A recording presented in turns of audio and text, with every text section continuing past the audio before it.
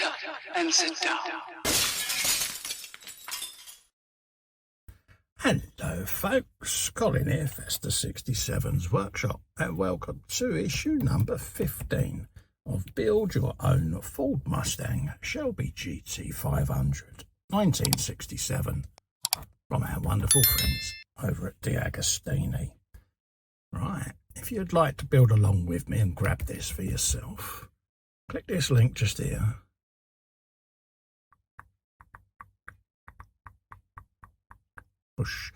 Head over to the DeAgostini website and you too can be building along with me when you take out your very own subscription, folks.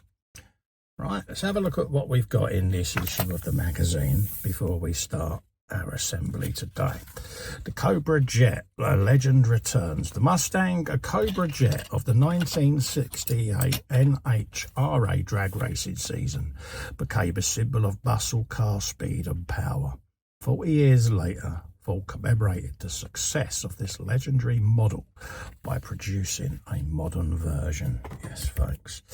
I've seen one of these as a gasser as well, and it's quite a sight to see when they go gunning down these places. A Shelby story there. More information in the background of the Shelby story. It says a wide range of optional components supplied by Ford Racing Parts made it possible to personalise each Mustang Cobra Jet. The results are often spectacular, as shown by this 2010 model in this photograph. And look at that, folks. Absolutely beautiful, isn't it? Look at the livery with the Cobra Jet along the side. Looks stunning, doesn't it?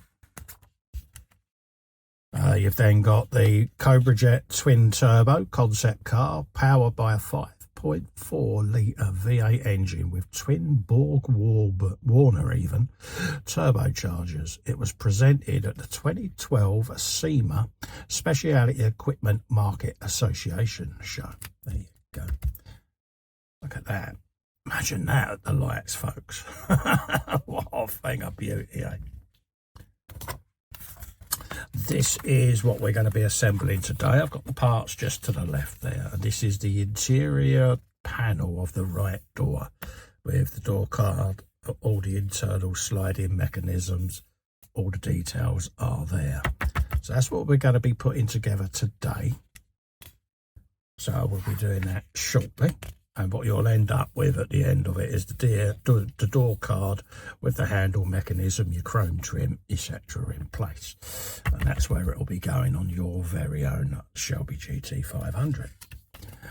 Here's the Ford GT Mark II. Ford's defeat at the 24-hour of Le Mans in '65 rankled the brand's management, which ordered the team to return to France to win. Before doing so, they introduced a momentous change.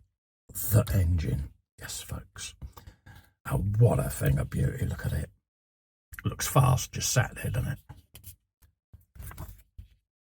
The new engine designed especially for the 66 Le Mans was critical to the Mark II's success that season. That's when you get to do serious brum brum noises. And this goes back to the days where the cars were one side of the grid and the drivers were the other, and they run to the cars and got in. And I remember the bikes doing this years ago. And yeah, God, would they get away with that today with modern health and safety? I doubt it. But there you go. Look how packed the pit lane is as well. It's just shocking, isn't it? Of the cars that, that entered the 1966 Le Mans just before formation of the starting grid, it's the only Shelby team car that did not reach the finish line, driven by Dan Gurney and Jerry Grant. Like that red, looks nice. This is one of the Ford GT prototypes in a test session held in '65 for the following season. There's some information there on key meetings that took place. The yellow GT40 Mark II of Alan Mann's team that raced Le Mans in '66. Again, I like that. That works as well. Bruce McLaren and Chris Arman's Ford GT Mark II at Le Mans 24 hours, overtaken a Ferrari 362 driven by Richard Atwood and David Piper. Still looks claret and blue to me, PJ. There you go. So that's the Mustang there. So let's have a looky-loo at what we've got to assemble. So I'll just put that at the back there. Let's just move him out of the way. Put my instructions at the back there so we can see what we're up to. Pull in what we need. Right, we're going to need the door card, which came today, and these little parts here. Right, let's grab our parts now. So there's the door card. And we got this rather splendid trim to go in. And this literally just goes in like so. Okay. So it just says pop that in the picture, in the groove like so. And then turn it over and attach it with 4 of the PS12 screws. So let's grab our little tinsy wincy screwdriver and start putting these in. So I'm going to stick one in at first.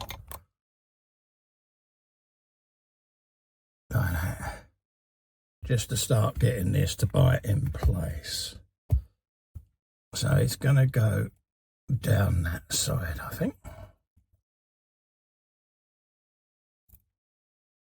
Don't go too tight, folks. All you want to do is, as soon as you feel any friction on the screw, stop. Because if you go too tight, you will crack the piece. And you don't want to do that.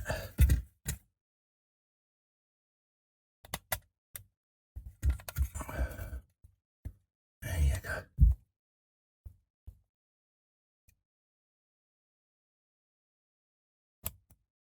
Happy days. Pop that on the end of that, just like that. A little bit more oil, and then bring that along so. I'm using my middle finger the other side just to hold the piece of chrome in place, just like that. Okay.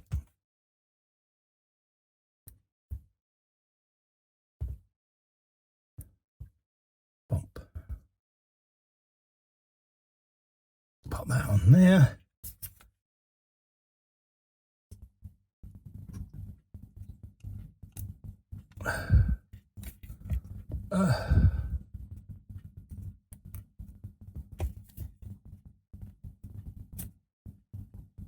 There you go.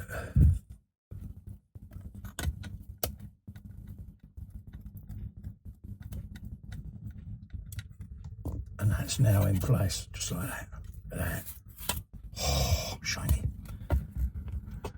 Next up, we want to grab the internal mechanism, which is this. And then the handle and a PS11 screw. Right, let's use my grabber. Purely and simply because I couldn't grip it and the screwdriver without it falling off because of the slight tremor. There you go. Now I can get my screwdriver on there and start screwing that in. Now, lock that in place in there before you finally tighten the screw down. Okay? Because you still want it to be able to move with a bit of friction, like that. Okay? That's what you want.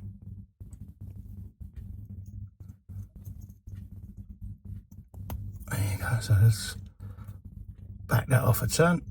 Like that. Bump, bump, bump, bump, bump, bump, bump. Perfect. There you go. Okay. I just need to nudge that off just a tad, because I don't want it to lift as I'm moving it. There you go. So that's what we've got there. We now need to feed this through the door. So spin your door around like so. And then you basically want to hook this up and under into there, okay? Like so. Is what you want, okay? And that's what you're going to end up with, folks. something like that, with your handle then able to move the other side like that, okay? And then you want to secure that with a couple of PS05 screws, folks. So let's grab them. Let's put that on the end of this for now. There you go. And slap a bit of oil in there. And then we can give that a turn in place. Like that. And then I can home that with my screwdriver now. Just like so. Okay, so I'll do the same the other screw.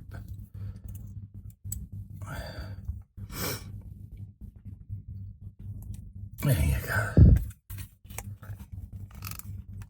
Use the tiny screwdriver there just to line that up. Pink.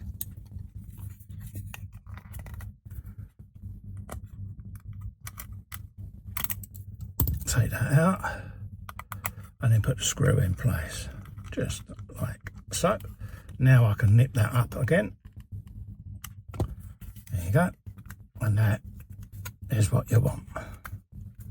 Okay, just a slight friction fit is all you want. Okay, and that is what we are left with at the end of this issue, folks. An assembled right hand door card. Okay, so if you would like to join me in this build and build along with me, click this little link just along here. Head over to DeAgostini's website and subscribe to this beautiful, beautiful 1/6 scale Mustang Shelby GT500, folks. So until the next issue, remember, if you've liked this video, subscribe below. Until then, stay safe and well, and I look forward to seeing you in the next episode. Bye bye for now. Bye.